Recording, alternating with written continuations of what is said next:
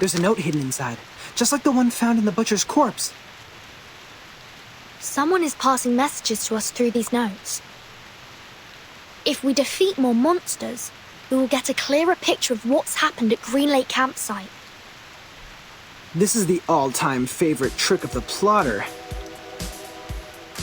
He takes the whole situation under control, playfully teases the innocent participants like us, through which he gains a special sense of fulfillment. But we have our means to cope with it.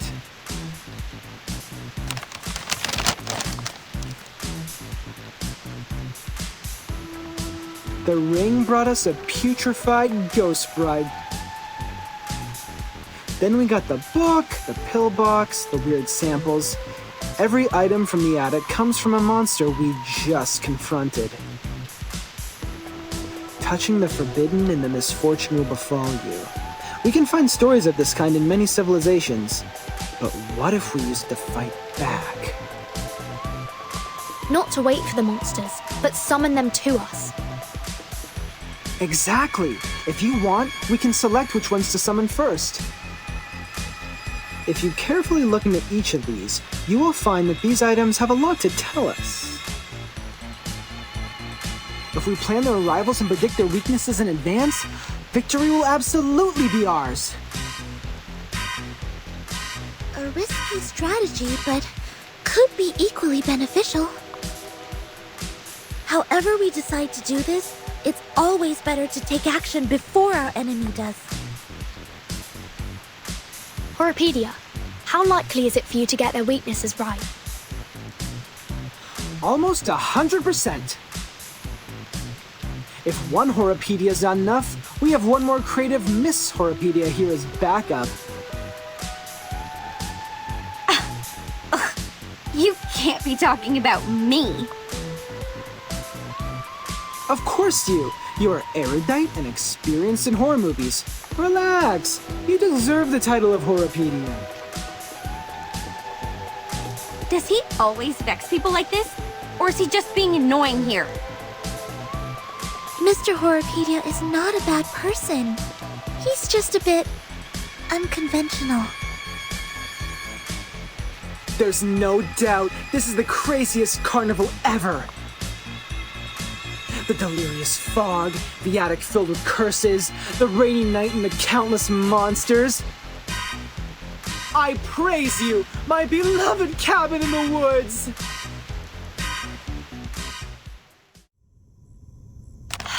Good. This should be the last note. Furton, these are all the notes we can find in the backyard. I just checked on Jennifer and Sonetto. They're still looking for more, but this shouldn't take them much longer. Thank you for your update. Except that... Furton, can I ask you a question? Sure, please. Do you have any wishes? Big ones, small ones, hilarious ones, or sincere ones? Any wishes? Me?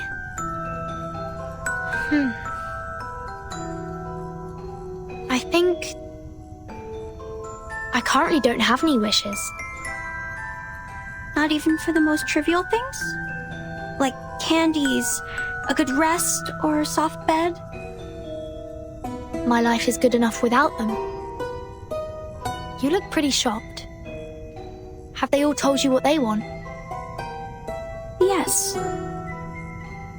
Jennifer wants a soft bed and a hot tub. Mr. Horopedia wants a cup of coffee or a gum. Miss Tooth Fairy wants a collection of critter teeth. And Sonetto. Yeah? She wants a toffee. She said she wants to taste it properly this time, for she has never really paid attention to the flavor. Once we get out of here, their wishes will soon come true. How about you, Anne? What do you wish to get?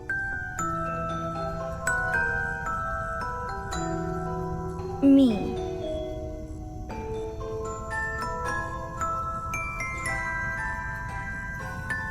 It is a secret. I can't tell you now. but I will get you some presents.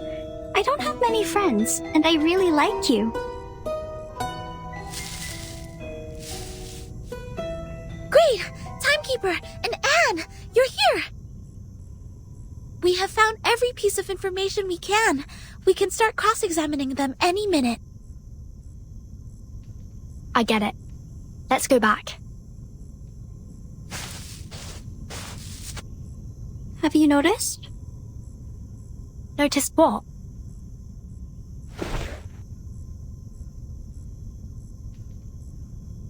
That the rain has stopped.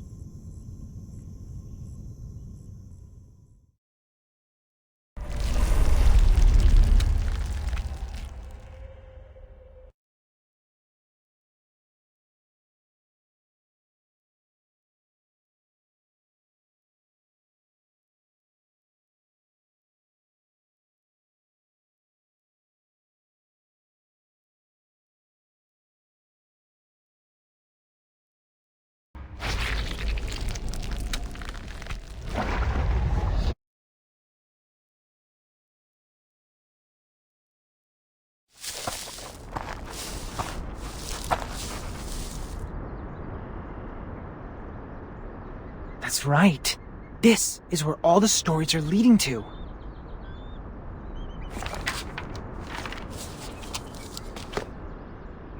Huh. Jack the Drowner, the monster crying under the water, and the bride sinking into a glistening mirror. Here must be the center of all that happened. This is where the ghost stories we encountered at the campsite were created, and now they have led us here. What we need to do next is find the clues hidden here and let the clues build our story.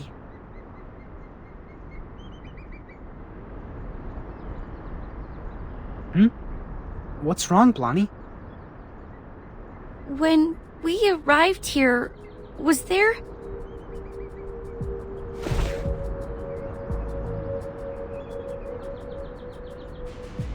Was there a lighthouse?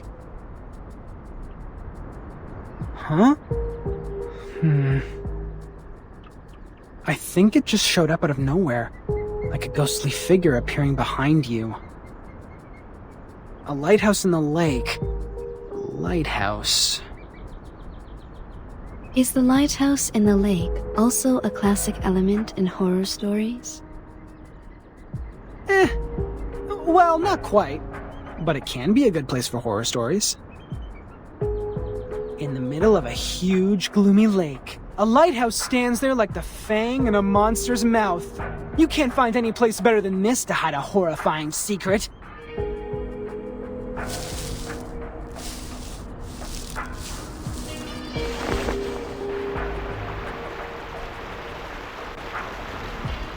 And there's even a boat here.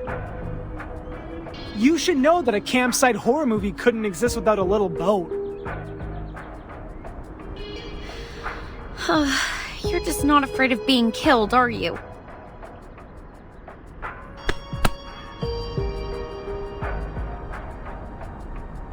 What if it turns over? What if there's a lake monster? We might be putting ourselves into its mouth like serving it a plate of dessert. To be fair, it makes no difference whether we are on the shore or in the boat. We're just cakes in different plates to it. If it does exist. If I were the lake monster, between the cake running away from me and the cake which willingly comes to me, I would give the latter one a better ending.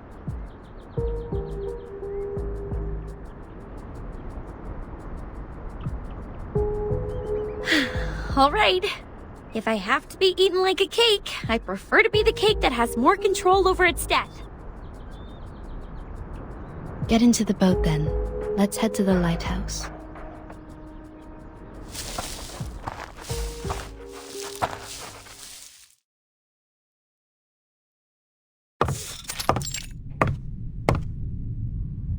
Huh, a normal lighthouse. Not even a bloody handprint is found here. Well, I'll be damned.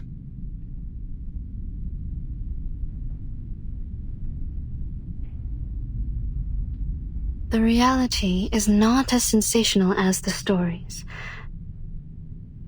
Just like the permanent teeth loss can't rival the latest and most frightening curse for excitement.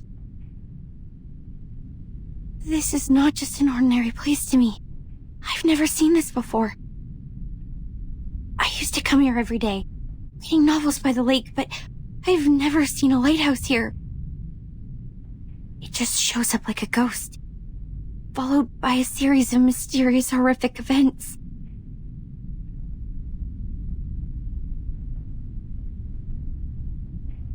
Timekeeper, please come and take a look at this.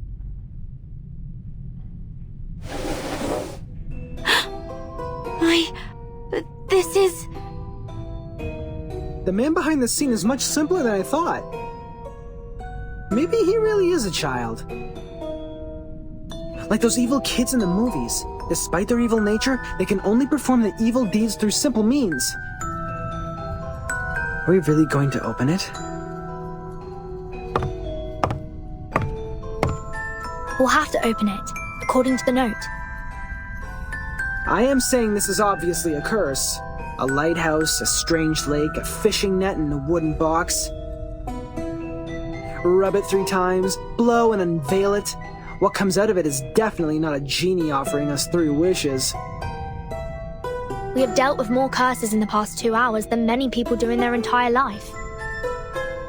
If it is a curse, then it is a curse prepared for us.